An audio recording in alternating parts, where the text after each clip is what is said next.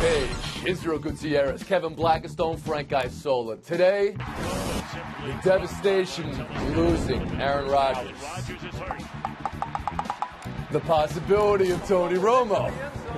How NFL rules defy all logic and reality. And the magical, incredible Dodgers finish. Or was it the totally preventable decision made by Joe Madden to come? Let's get to this. Former Met Justin Turner. You're welcome, Bill Plaschke. It's Around the Horn, the show of competitive banter. Here's Tony Reale. Kevin Blackistone, you said it last week. Biggest concern for the NFL isn't protests, isn't politics. It's if the stars get hurt. Aaron Rodgers' injury is seismic. Brett Hundley's resume is short. Tony Romo's name on the lips of people of your ilk. According to ESPN's Diana Rossini, the Packers have ruled out going to Tony Romo and going to Colin Kaepernick. Israel, first up to you. Is this a season killer for Green Bay? And if so, do they have to at least make the call to Tony Romo? Is it a season killer? I think is only dependent on whether he is out for the season. If Aaron Rodgers is out for the season, there is no Band-Aid you could really put on this season and give this team the same aspirations, which is, championship level, which would what Aaron Rodgers gives you. If he can come back, I don't have entire faith in the Vikings, the Lions, or the Bears in that division. So maybe if they tread water and he comes back late in the game, takes them to the playoffs, etc. But I am intrigued by the Tony Romo question. I mean, he even hinted at it last week when they showed a video of his last pass, and he said, well, was it my last pass? And so it just, throws up the eyebrows. And if you're looking for a Band-Aid, you're talking about a guy who just came off the field and has been in the booth studying film, etc. I mean, why not? Why do you think the Packers are preemptively shutting that down, Israel? Oh, because if any other organization in the league keeps things in-house and keeps sort of a minor league system, if you will, it's the Green Bay Packers. They don't really go outside. They build through the draft, etc. So that's probably where they want to keep it. KB, do the Packers have to at least make the call to Tony Romo? I think they have a fiduciary responsibility to those 80,000 or however many Packers fans they are that own a sliver of the team to at least look around after what you saw from Hundley in relief of Aaron Rodgers. Now, he's been there for 3 years. He's got the system under his belt, but clearly they didn't look like a very good team with him at quarterback. So, yeah, I think you got to make a call around the league. I mean, Look at the quarterbacks like Jay Cutler, who got called off the couch this offseason and quarterbacked his team to a win just the other day. You need to make a call for a veteran guy. It doesn't have to be Romo, but it needs to be somebody. Frank Isola, you want to nominate somebody? Yeah, the bad joke is that Aaron Rodgers ran into a bar, in this case Anthony Barr, and the Packers season is now kaput. Yeah, he likes to call it a bad joke just so he can say it and get away with it. Go ahead, I'm taking points away for that. Go ahead. He suffered the same injury to his left shoulder. He was gone for 7 weeks, and they went 2-4-1 without him. So to me, if you feel like you're a Super Bowl team, you have to make a call to Tony Romo, Colin Kaepernick, and then there was even talk about a trade with the Giants for Eli Manning. That's not the Giants' way, so that's not going to happen. But I think right now is the situation. Get an experienced guy in there and try to make a run at it. You owe it to your team. You owe it to your fans. You would think Kaepernick would make sense for Green Bay, Frank. He's been to a Super Bowl. Woody Page, how about you? I disagree with all these guys. Honestly, I think you go with what you got. I mean, you've got a situation in the offensive line there where you lost your 2 starting tackles yesterday. You already have 3, 4, and 5 on the injured reserve. They've just got to manage to hang together, hope he does come back for those 2 final regular season games, guys, are against the Lions and I think also the Vikings. And if he could get back in 8 or 9 weeks, that you might have a chance to still win that division and get into the playoffs. So if you're Rodgers, you'd put off the surgery, it sounds like, Woody Page, because you have a shot at this year with this team. You would put off the surgery and try to heal naturally like you did last time. Although, again, as Frank said, this is a different collarbone. This is his throwing shoulder. Let me ask you this. Rodgers had some words on the field for Barr. He seemed to think it wasn't really a clean shot. Was it clean, Woody? I think he could have held up. I think that he also could have tried to slide past him. But that's what you're expected to do if you're a defensive player. And that's Aaron Rodgers. You're going to go after him. I think at some point the league is just going to have to look at another rule change that more and more try to protect the quarterbacks and have been doing it for years, to the point where Steelers linebackers were saying, well, why don't you put them in dresses? Well, that is your most important player. And we just see week after week starting quarterbacks be injured, and they don't have that many Israel, backups. you're shaking your head no. Yeah, no, at some point, it's football. Like, if you watch that play without any context, you just think it's a guy getting tackled. And Aaron Rodgers, probably, if you gave him time to sit it on this and actually think about it and watch that video over and over again, is just say, yeah, it's unfortunate I got hurt on this tackle. The only way I could avoid that, don't get tackled. KB? Well, I don't know. The ball is out of his hand. He had taken like a couple of steps. The player sees that. Barr, I think, saw that. A lot of times a guy will just run through that, right? He won't wrap and then bring him down to the turf like he did. Yeah, it's unfortunate, but I do think it is one of those things that the league might have to look at.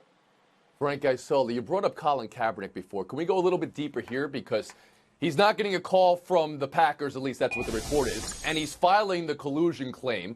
What goes into proving collusion, and what do you think is at stake for the NFL? Yeah, I think it's going to be very tough for him to prove that because the NFL can clearly say, well, hang on a second. Michael Bennett, he takes the knee. He's still in the NFL. Last night you had Olivier Vernon of the Giants took a knee. That's the last player to do it. He's still in the NFL. And also, remember, he did talk to Seattle, and also Baltimore spoke to him as well. And then his girlfriend sent out a tweet that kind of intimated that the owner of the Ravens, is a slave owner, which I think hurt his employment there. Do I think there are some teams in the league that want no part of him? Absolutely. Other teams don't need a quarterback. I think it's very, very difficult. KB?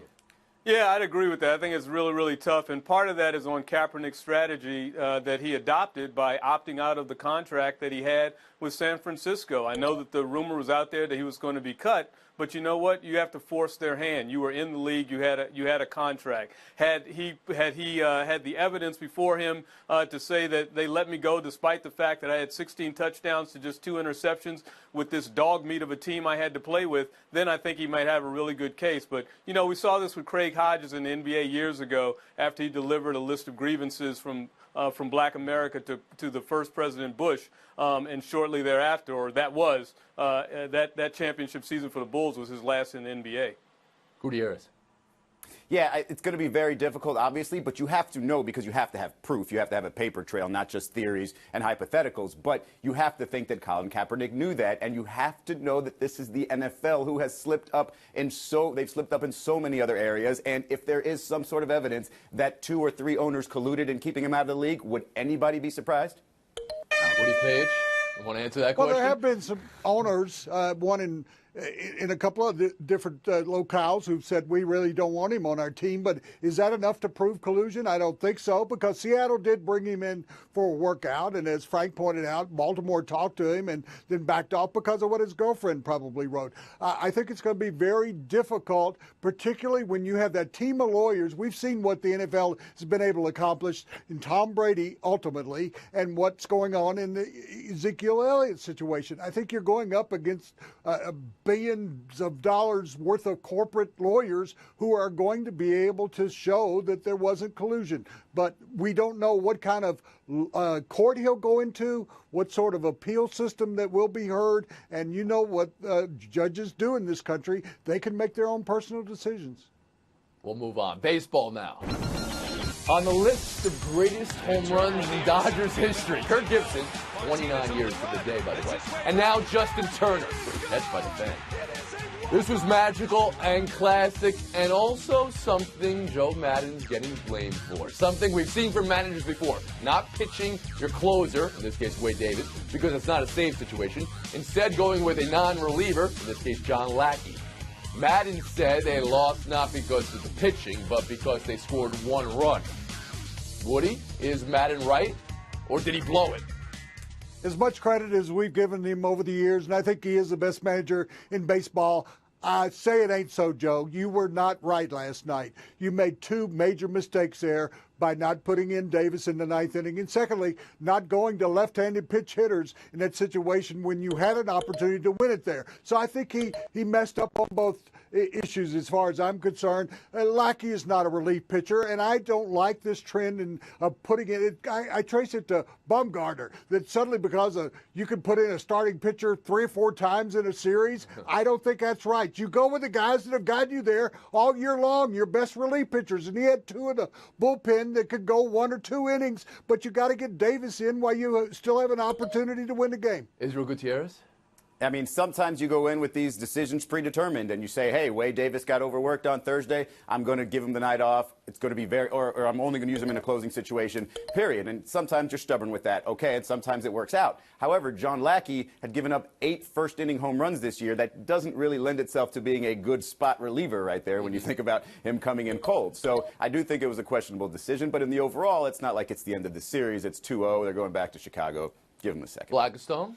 Bad decision. John Lackey led the National League in home runs allowed this past season with 36. So what was he thinking there? I mean, we certainly in Washington would have liked to see John Lackey maybe come in relief of Davis before he as he was blowing himself out in Game 5. But you know what? He didn't handle it right. He didn't handle Aroldis Chapman right last year. Sometimes managers make mistakes, as we saw Joe Girardi, and I think this is clearly a mistake on Madden's part. Isola. All right, I'll stand up for the great Italian-American Joe Madden. You know what? He only was going to pitch Wade Davis 1 inning, and I understand what he was doing. He was also talking about his offense could only score 1 run. He should have put Kyle Schwarber in the game. He can get a hit. I granted, he's not a good outfielder. You put him in the field, it's a liability, but he should have batted. As for Wade Davis, he's only going to pitch 1 inning. Why would you bring him in the ninth? He's looking to save him in a situation where he can close out a game. I do believe Davis would have pitched the 10th had the Cubs made the game go into the 10th inning and not scored. I do believe he would have pitched the 10th. Woody?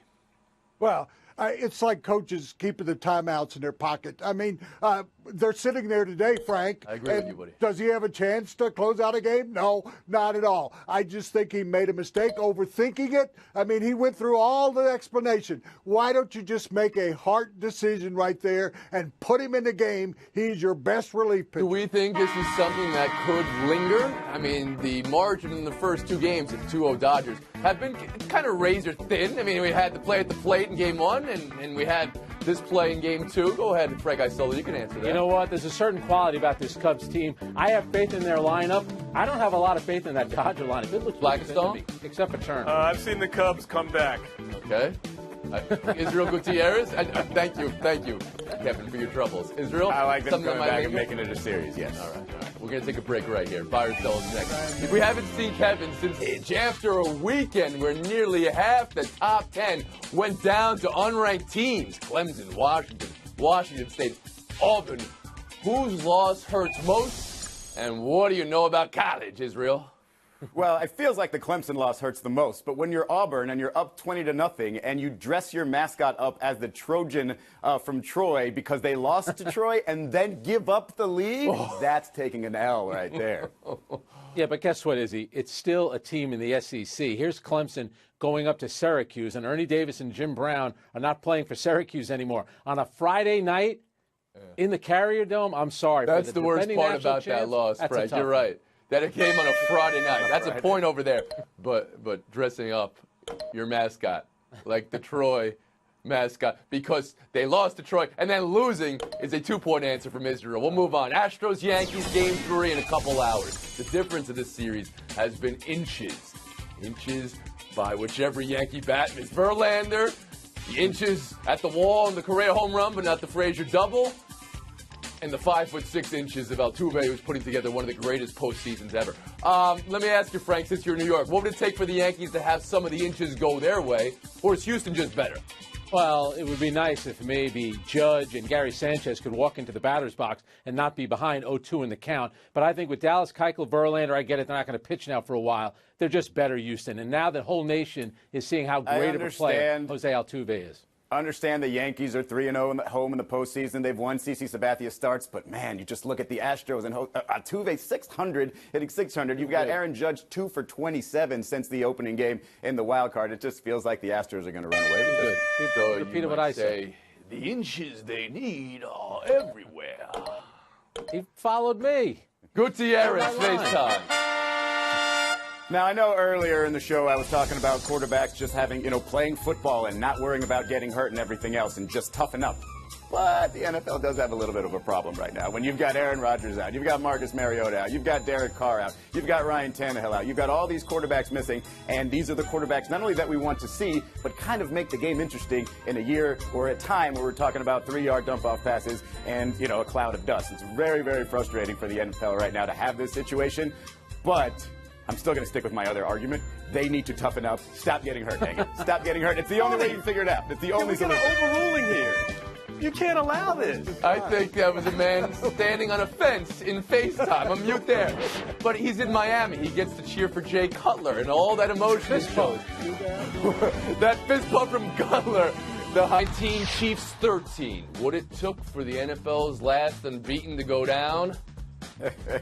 Physicality with a capital F. The play with Mike Mitchell face masking and late hitting Alex Smith low, an example of that. I'll see if any jump on that. Woody Page, make the case. Was yesterday about the Steelers or Chiefs?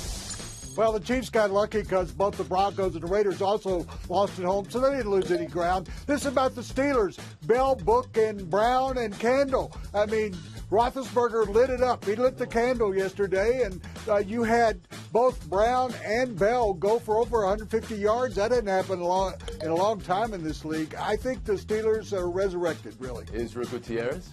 Yeah, it did a lot to sort of boost them up. But in terms of perception, when we look at it, it's probably meaning more for the Chiefs because all of a sudden this 5-0 team that looked dominant, it's a Steelers team with a lot of talent that can come into our house and keep Kareem Hunt to 21 yards and beat us with defense and running the ball and let Antonio Brown go off. Like, that's got to scare you if you're a Chiefs fan. So the aura of invincibility is gone for Kansas City for you. How about Kevin Blackistone? No, it's definitely about the Steelers, specifically Ben Roethlisberger, who had a really tough week last week. He had the game where he was throwing picks all over the place, said he didn't know if he had anything left, then questioned that with the media during the week, and now they bounced back with a big W. I saw one.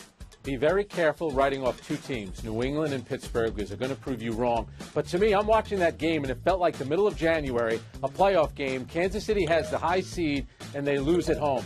You know what? Great coach, good quarterback, good team, but they disappoint us all the time. Frank doesn't want to write off New England. They were down double digits to your Jets, Frank, in the first half. But let's talk about the only play that matters. Referees on review taking away the Jets touchdown, ruling a touchback of Patriots ball because of loss of possession as Safarian Jenkins reached for the pylon. This wasn't the Des Bryant or Calvin Johnson play where the ball was lost going to the ground. The ball never got away from him. He was also a runner at this point, not a receiver. Did he really lose possession, Israel Gutierrez? Did you see indisputable evidence to overturn? I didn't see it necessarily. The referees say they do. The bosses say that they were correct. But it's just an issue of, man, at some point, it's not football anymore when you have to nitpick this much. This is for you people who wanted replay and wanted everything to be perfect in a sport where you cannot make it perfect. It's too violent. It's nutty. That's a touchdown. That's a touchdown in football. Blackistone, is it a touchdown to you? I absolutely agree. That's a touchdown, and Mike Pereira said it is, so you know it is. Look, and I think that Izzy just hit on a really good point about the perfection that instant replay gives us, because if you go back to the Nats game, remember that play at second base where I can't remember who it was, but his foot just comes off and then goes back down. I mean, come on. You're still stuck on the Nats, and also, I believe everybody associated with this, whether it was Pereira, whether it was Blandino, or whether it was the NFL, believes the accurate call was made on the field, that he lost possession, and it was never reestablished in the playing field because he was in midair. But Frank Isola, what are we doing here, frame by frame? Tony, stop. I mean, come on. On what planet is that not a touchdown? And this is the problem with football and now with baseball, slowing everything down to that minute detail. And the Nats in the eighth inning of that game, the spirit of the rule is not, it's ridiculous. Football and baseball, you're ruining your sports with these absurd replays and overturning stuff. Ridiculous. Woody Page. Frank, let me answer your question. Earth. It's not a touchdown on Earth. Maybe on Saturn where you live, but not on Earth. And guess what? The call was right. The review is right. The rule is wrong. We know that. They treat runners, if a runner touches the pylon, it's a touchdown no matter what happens to the ball. They treat receivers differently. And as long as they allow those rules to happen. By rule book here, though, he is a runner because this is not during the catch. This is when he was making his move to the end zone, Woody. He's a receiver, though. It's just like the rule is wrong in baseball. We saw that over the weekend. You got to change the rules, not the reviews. Buy or sell 3, the terrible losses from Week 6. You can include how the Jets lost there if you want, but I'm talking about the Lions giving up 52, talking about the Falcons blowing a double-digit lead to Miami, talking about the Broncos losing to the winless New York Giants. KB, who took the worst loss of the week? I got to go with the Falcons. You know what? They can't win in their new place. And what's the last thing we remember from the Falcons of last year? Blowing a lead. This time it's 17-0 at half, and they can't keep those guys from winning. Not only that, Jay Cutler off the couch to beat them. You got to be kidding me. Are you worried about this Falcons team, that this is something like a hangover or something worse even? Absolutely. I think it is. You can't trust them. Isola? I'm sorry. If you want to be taken seriously in the NFC, you cannot lose consecutive home games to Buffalo and Miami for Atlanta, especially blow. It's one thing to blow a double-digit lead to New England. You can't do that to the Miami Dolphins. Woodrow? What are you guys talking about? Losing to the Giants, the worst team to come down a pike in about 15 years, and Eli Manning throws only 19 passes. He hasn't done that since 2009, and they beat the Broncos. I mean, that was a terrible, terrible game on Sunday night. It's the Broncos. They have proven that they're just a mediocre team that are going nowhere. And if you would hear, you would understand it. People are falling. KB, All right, save the rest for your face now. KB already nailed it. They blew a 17-0 lead. How many times have we heard about them blowing the Super Bowl lead? The worst thing that they did is they got a fist pump out of Jay Cutler. Like, they got emotion out of Jay Cutler, and that is, I mean, I don't know how you do that. You should definitely take the L for that. All right, Woody Page, I know you're going early here, but I think you got your FaceTime in there. I mean, you gave us the whole Denver beat. Thanks for that. Blackstone catch by Gutierrez and Isola at the very end. It's Frank Israel